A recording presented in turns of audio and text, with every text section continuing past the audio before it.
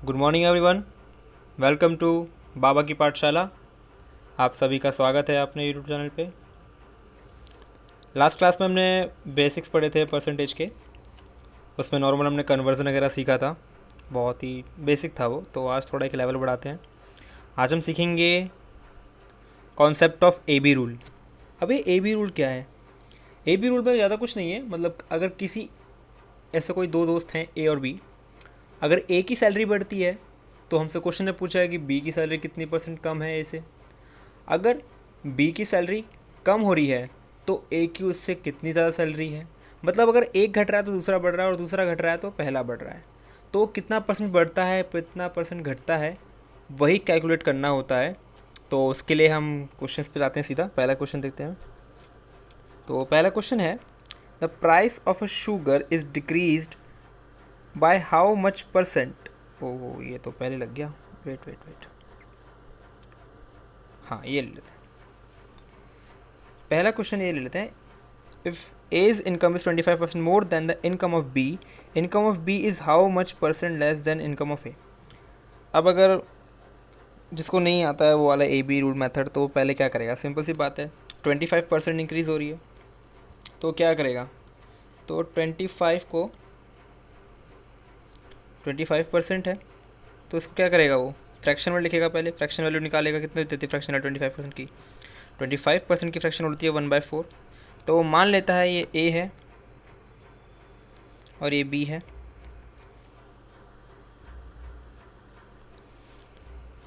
ये ए है, ये बी है। तो ए और B, A is income 25% more than the income of B.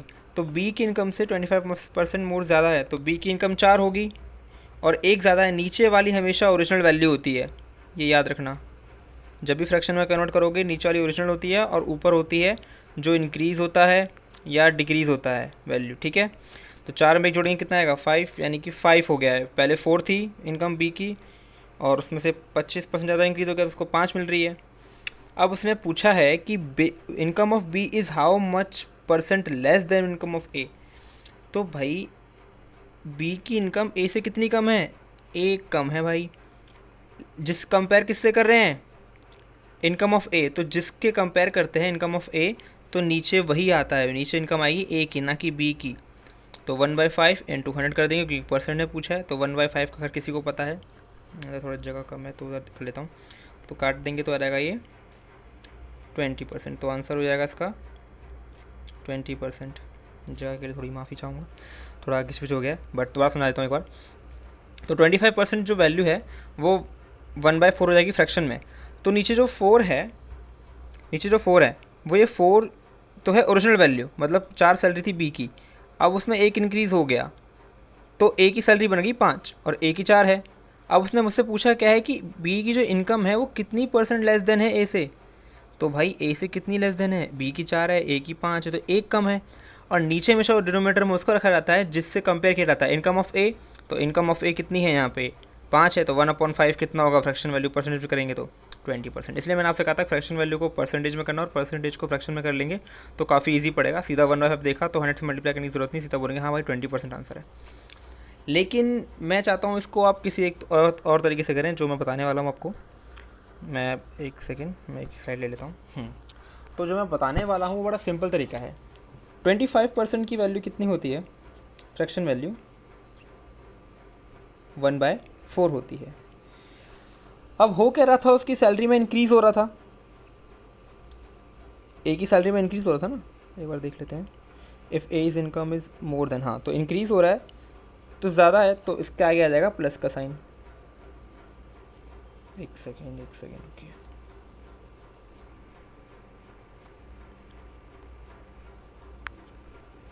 One by four होती है फ्रैक्शन वैल्यू। अब जब बढ़ रहा है तो उसकी वैल्यू क्या हो जाएगी? प्लस। अब उसने पूछा है कि बी की वैल्यू कितनी रहेगी, तो सिंपल कुछ नहीं करना है। जो नीचे वाला फैक्टर है ये नीचे वाला, ये एज इट इज़ आ जाएगा। सॉरी, एक जो ऊपर न्यूमरेटर है वो एज इट इज़ आ जाएगा, और जो डिनोमिनेटर है वो कैसे आएगा? नीचे का डिनोमिनेटर 4 प्लस, यानी कि डिनोमिनेटर और न्यूमरेटर को प्लस करेंगे। प्लस क्यों कर रहा हूँ बताता हूँ, क्योंकि आगे प्लस का साइन है, बढ़ रहा है वो। अभी माइनस वाला भी करवाऊंगा तब आपको और ज़्यादा क्लियर हो जाएगा। तो 1 + 4 कितना हो जाएगा? 5। अब 1/5 की फ्रैक्शन वैल्यू है तो परसेंटेज वैल्यू कितनी हो जाएगी, ये तो आपको अभी मैंने बताया ही था, ये हो जाएगी आपकी 20%। 20% हो गई। तो ये ज़्यादा इजी है क्या वो वाला? मेरे ख्याल से तो ये वाला ज़्यादा इजी है। चलिए एक और क्वेश्चन करते हैं, फिर आपको और क्लियर हो जाएगा अच्छे से। चलिए ये क्वेश्चन लेते हैं। अगर P की इनकम जो है वो ज़्यादा है Q से, in how much percent less then P, तो उसने वही पूछा, दोबारा से वही क्वेश्चन है। ये देखिए कैसे करते हैं इसको। 50% मोर है तो 50% का क्या होता है फ्रैक्शन वैल्यू? 50% मतलब होता है 1/2।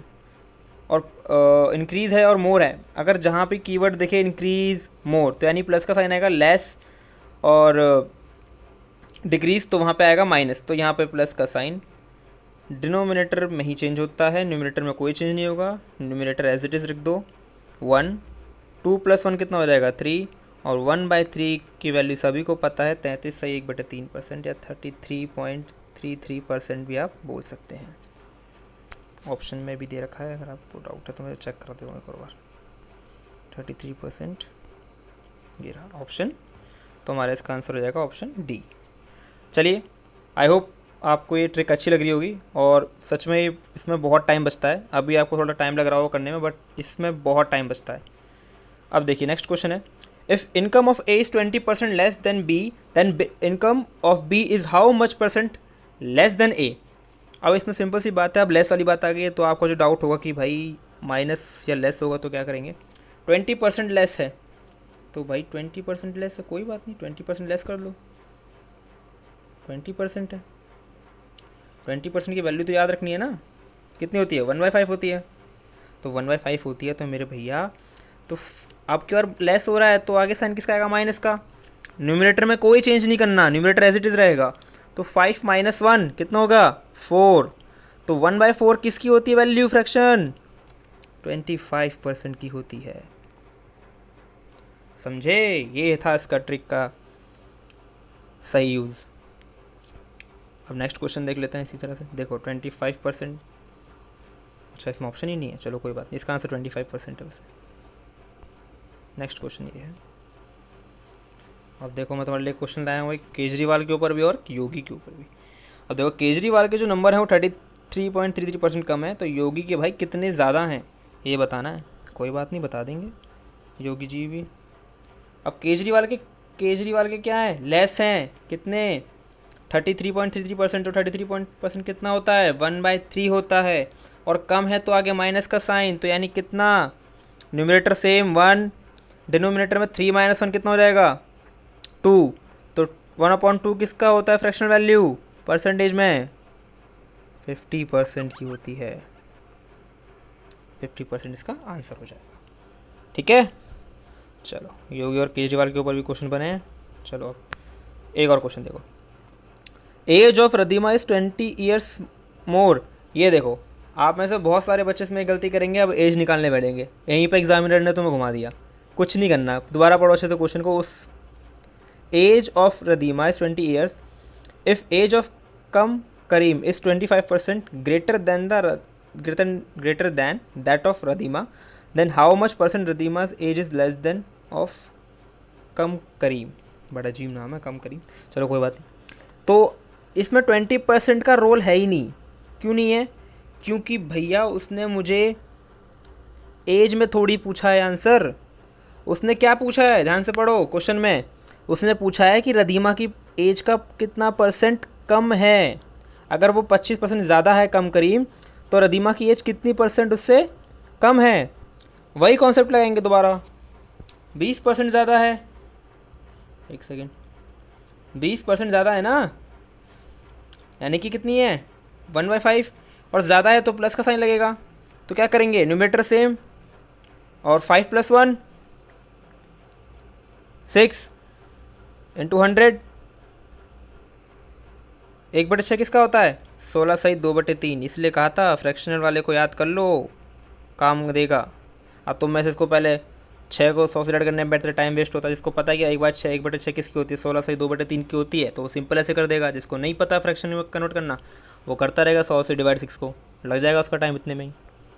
यही तो टाइम बचाना होता है। चलो ठीक है, तो इसका आएगा 16/2/3%।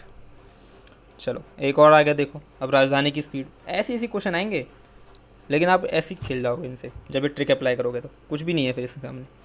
इफ़ राजधानी इज़ 16/2/3% स्लोअर है शताब्दी से, तो शताब्दी कितनी ज़्यादा फास्टर है राजधानी से? कुछ नहीं है, ईजी है ये भी। 16/2/3 कितना होता है? 16/2/3% कितना होता है? 1/6 होता है ना। वो लेस पूछ रहा है कि मूर्त है, एक बार देख लेता हूँ। हाँ भाई स्लोअर है, स्लोअर है तो ठीक है भाई, माइनस साइन लगा दो। स्लोअर में मतलब कम है ना, स्लोअर, लेस, डिक्रीज, ठीक है। तो आगे क्या हो जाएगा? न्यूमरेटर सेम, 6 - 1 5, तो 1/5 किसकी वैल्यू होती है? बताओ बताओ, 1/5 वैल्यू होती है 20% की, ठीक है। चलिए एक और क्वेश्चन करा देता हूँ आपको।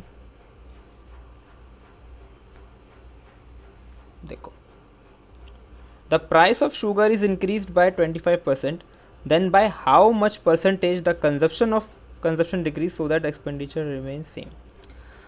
अब रूल ऑफ जो ए बी है वो ध्यान रखना, उसमें एक हल्की से एक्सेप्शन केस है कि जब भी व्यय समान होगा तभी ए बी रूल लगाना, वरना वो क्वेश्चन नॉर्मल बेसिक तरीके से ही करना पड़ेगा, क्योंकि एक्सपेंडिचर सेम है तो सिंपल सी बात है कि एक बढ़ेगा दूसरा घटेगा, क्योंकि वाइसे वर्सा होता है। वाइसे वर्सा कैसे होता है मैं आपको एक बार समझा देता हूँ। देखो क्या होता है, इनकम जो है बंदे की, इनकम वो कितनी है, इनकम जो होता है जितने पैसे हैं उसके पास, और जो प्राइस रहेगा इनटू जितना वो कंजप्शन करेगा। C for consumption, P for price और I N for income. Hindi में आय और पी आपका मूल्य हो गया, और सी से यानी कंजप्शन यानी खपत। तो अगर मेरी इनकम सेम रहती है, पहले मैंने मान लेते हैं एग्जांपल ले लेते हैं, एक इनकम मेरी 100 रुपये थी, ठीक है। चीनी चल रही थी भाई 20 रुपये किलो, 20 रुपये किलो थी, तो कितनी चीनी आएगी बताओ? 5 किलो आएगी। अब हमें पूछना कैसे आई, 100 को डिवाइड करेंगे 20 से तो कितना आएगा? 5 आई।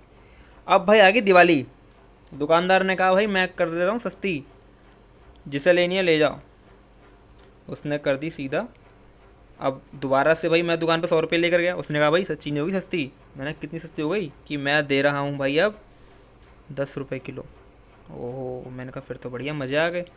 तो यानी अब कितनी चीनी आएगी? अब आएगी 10 किलो चीनी आएगी। तो आपने एक चीज़ देखी, अगर मैं प्राइस घटाऊंगा तो क्वांटिटी यानी कि कंजप्शन जो है बढ़ेगा। सेम केस में अगर मैं एक और केस ले लेते हैं, आप कंफ्यूज ना हो, अगर वो चीनी 25 रुपये किलो कर देगा तो भाई साहब मैं सिर्फ 4 ही किलो चीनी ला पाऊँगा। अगर सिंपल सी बात है, जो प्राइस है और एक कंजम्पशन है ये इन्वर्सली प्रोपोर्शन है एक दूसरे के। अगर एक बढ़ेगा तो दूसरा घटेगा, और दूसरा बढ़ेगा तो पहला घटेगा, ठीक है। लेकिन ये तब है जब क्या कहते हैं आपका एक्सपेंडिचर, आय जो है यानी इनकम जो है वो सेम है। जैसे यहाँ पे मैंने इनकम लिखा है, तो अब कमेंट में मत लिखना कि इनकम लिखा हुआ एक्सपेंडिचर था, तो एक्सपेंडिचर और इनकम एक ही बात है मेरे लिए, ठीक है। चलो, खर्च तो एक ही कर रहा है ना, वो कमाएगा तभी तो खर्च करेगा। चलो अगला क्वेश्चन देखते हैं। The price of sugar is increase by 25%, then how much percent the consumption decrease so that the expenditure remain same. Simple सी बात है, एक प्राइस बढ़ा है तो एक सिंपल से घट रहा होगा, तो 25% कितना होता है? मैं शॉर्ट तरीके में करूँगा इसको, 1/5, और ये प्लस का 1/5 है, तो प्लस का 1/5 है, एक जना घटेगा। The price of sugar is increase bye, ठीक है।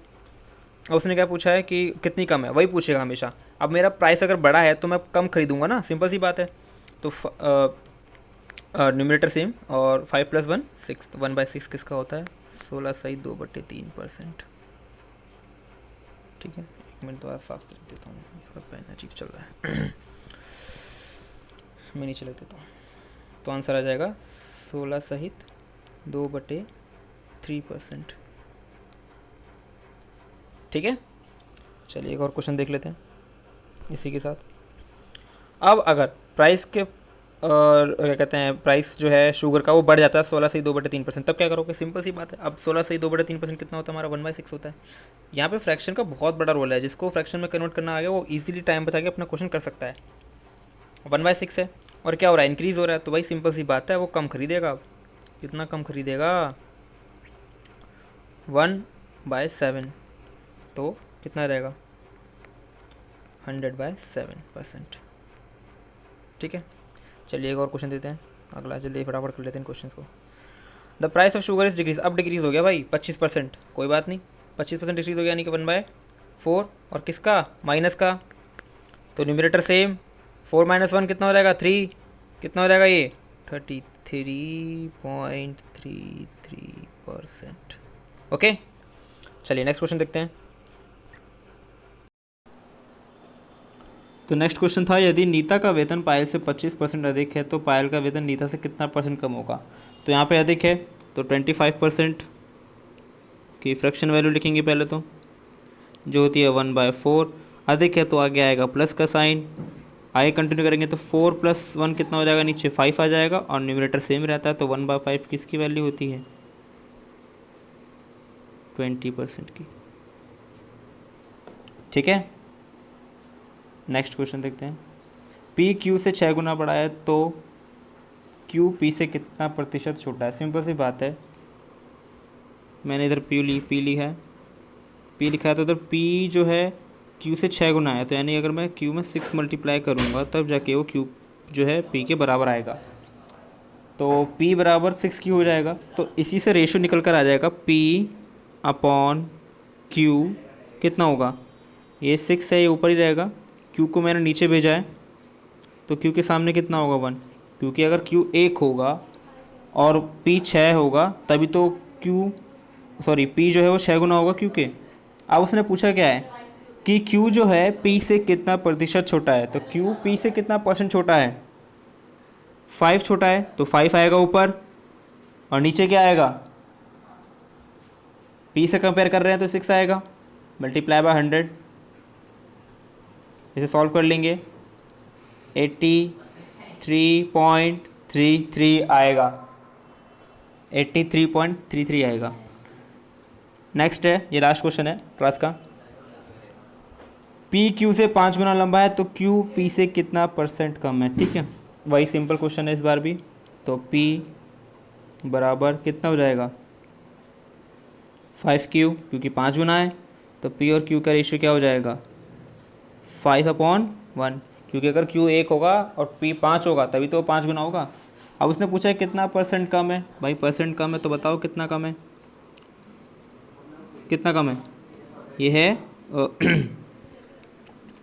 ये 4 कम है। ठीक है, P से, तो 4/5, 4/5 इंटू 100 सॉल्व कर देंगे, आंसर आ जाएगा 80%। ठीक है गाइस, ये थे यहाँ पे ए बी के रूल्स के ऊपर कुछ क्वेश्चंस, और मैंने आपको लगभग सारे क्वेश्चंस करवा दिए हैं, और आई होप आपको ये ट्रिक भी अच्छी लगी होगी ए बी रूल की। और मैं अब नेक्स्ट क्लास में बताऊंगा आपको जिसमें इंक्रीज़ और डिक्रीज़ करते हैं तो क्या इम्पैक्ट पड़ता है, या फिर किसी नंबर्स का 50% उसमें ऐड करते हैं, सब्ट्रैक्ट करते हैं, तब क्या आता है, तो वो हम अगली क्लास में पढ़ेंगे। तो आज के लिए इतना ही काफ़ी है, और आप लोगों को अगर डाउट हो तो आप कमेंट में पूछ सकते हैं, लाइक शेयर कमेंट करिएगा, और bye bye, take care, happy learning.